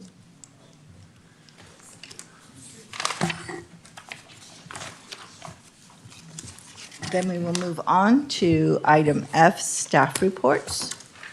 No staff reports this evening. Okay, we will move on to item G, commission matters, to the report on city council actions. Thank you, Commissioners. No specific items to report, although I would like to highlight, and we'll send to the planning commissioners later this week, is council's actions to adopt new strategic objectives for the coming year.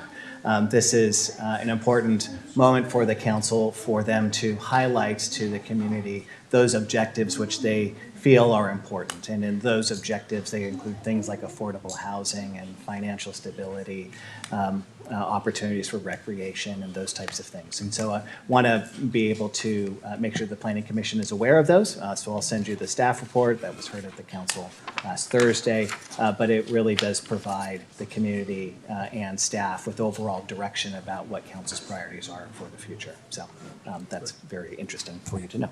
Thank you. Nothing else to report. Okay.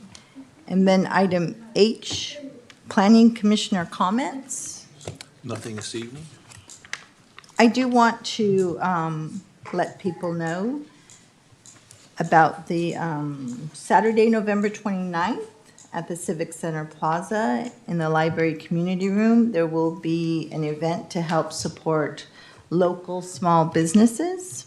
And that event has free refreshments, family fun activities, and also there will be a tree lighting on December 5th.